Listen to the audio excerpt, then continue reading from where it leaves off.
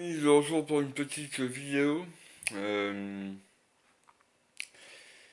donc, là, il va s'agir de l'éthologie humaine. euh, et notamment des différences, alors, je vais vous relater une information que un ami m'a transmise il n'y a pas longtemps. Et j'ai été vérifié. C'est confirmé par les médias officiels, on va dire. Donc, c'est comme quoi il a été constaté que, accrochez-vous, euh, un humanoïde mâle peut, dans une circonstance exceptionnelle, c'est-à-dire quand la mère d'un enfant meurt, euh, le- l'homme peut avoir une montée de lait et allaiter euh, le nourrisson. Ça, quand j'ai appris ça, j'ai fait ouais, attends, je vais aller vérifier. Bah, j'ai vérifié, je vous mets les médias officiels qui confirment quoi. Donc voilà, et ça, franchement, c'est marrant parce que même j'en ai parlé à ma soeur et mon frère, et ils disaient oh non, non, impossible, impossible. Et puis du coup, j'aurais sorti le truc, et puis ah bah ouais. Ah bah ouais, finalement, ils disent ah bah ouais. Ah bah ouais. Les hommes, ils peuvent. Alors ça fait poser des questions, franchement. Enfin, aïe, aïe. Ça fait poser des questions, voilà. Hein, bon, pour moi, ça fait partie des différences fondamentales entre les mâles et les femelles humanoïdes. Hein, et ben, en fin de compte, quand on réfléchit après coup, euh, bon, ben, on a des mamelles, pourquoi on pourrait pas produire du lait, hein. Hmm. Alors après, ce que je serais curieux de savoir, c'est si jamais il y a d'autres espèces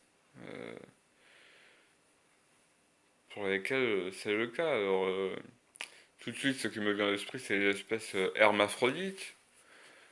Et les espèces hermaphrodites, comme les escargots ou les limaces, euh, sachant que, du coup, les humanoïdes aussi sont capables de changer de sexe. Alors, par contre, ils ont la capacité de changer de sexe, les humanoïdes, mais que je sache pas de pouvoir. Ils sont, par exemple, un humanoïde femelle peut se transformer en humanoïde mâle, mais elle ne pourra pas procréer. Elle ne pourra pas procréer par elle-même en tout cas. Elle ne pourra pas. Les humanoïdes sont capables euh, de faire porter leur enfant par une autre humanoïde.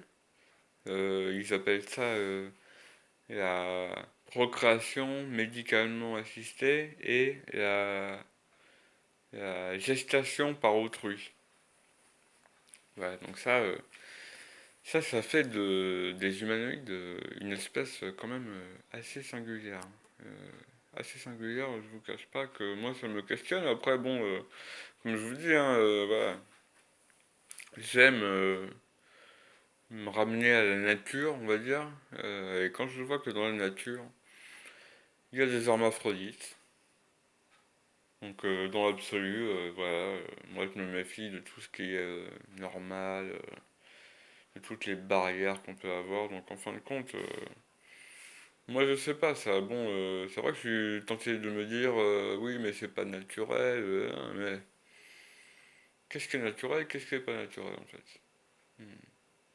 Pas si simple que ça en fait. Hein, du coup, oui, ça me fait penser aussi que les humanoïdes, du coup, ils sont capables. Du coup, on peut généraliser en disant qu'ils sont capables de maîtriser leur reproduction. Voilà, on peut même parler des bouts de plastique qui se mettent pendant les actes. Voilà, ils ont trouvé le moyen, les humanoïdes, d'avoir des rapports sexuels tout en se protégeant d'attraper un enfant. Voilà, donc après, et seulement, du coup, Voilà, c'est-à-dire de dissocier l'acte sexuel de la reproduction. Alors ça par contre, me fait penser, on est les seuls, je pense. Les humanoïdes sont les seuls dans ce cas-là, je pense, hein.